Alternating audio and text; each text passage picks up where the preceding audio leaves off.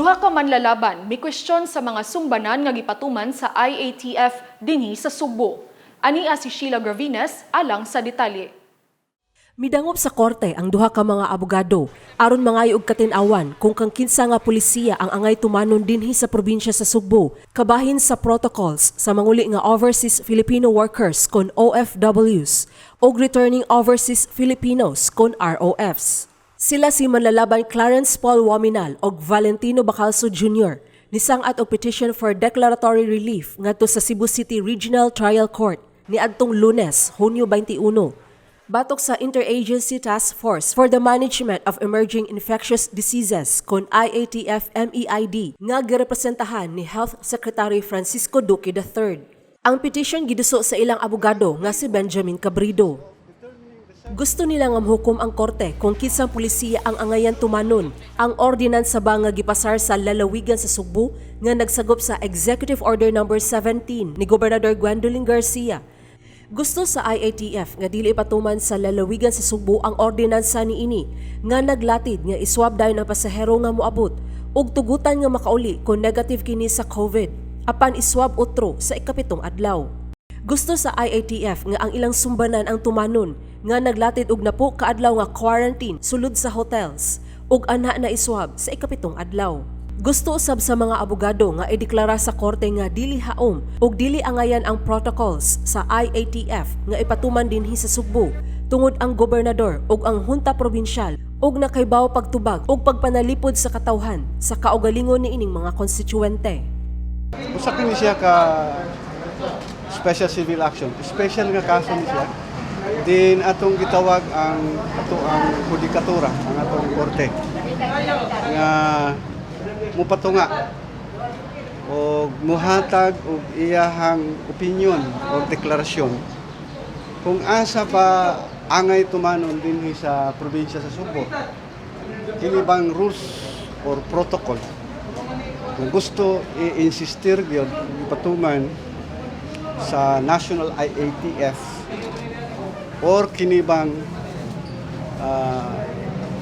ordinansa nga gipasaka sa probinsya sa Sugbo nga naglatid og susama nga pamaagi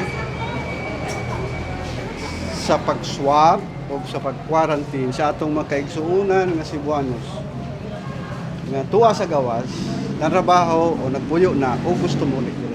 Gipasikaran sa lalawigan sa Sugbo ang baruganan niini nga nahasubay gayud sa Local Government Code ug sa konstitusyon nga naghatag og gahom sa local government units ug local autonomy diin mamahimo silang muhimog ilang kaugalingong mga polisiya nga ipatuman sa ilang nagkadiiyang mga dapit. Samtang ang Sumbanan sa IATF usa lang kini nga guideline nga mogiya lang sa mga LGUs kay napupos na ang katungod niini nga magdumala sa LGUs nga kutobra 6 ka buwan sa panahon sa pandemya. Mato di Gobernador Gwen Garcia, usa ka maisugon nga buhat ang gihimo nila ni Waminal og Bacalso. Nagkanayon si Garcia nga ang korte lang gayud ang makahukom og makahusay sa legalidad sa duha ka polisiya.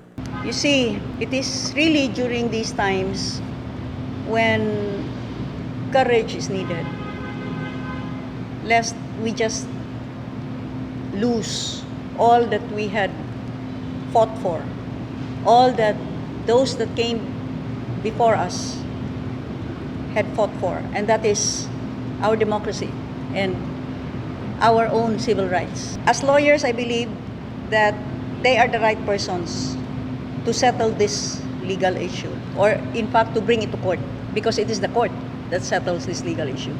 Gusto usab nila ni Waminal og Bacalso nga mo-issue ang korte og ex parte temporary restraining order batok sa IATF sud sa 72 ka oras. Kung matuman kini, nagpasabot nga dili ipatuman ang mga gimando sa IATF dinhi sa Sugbo hangtod hingpit nga maresolbar ang kaso.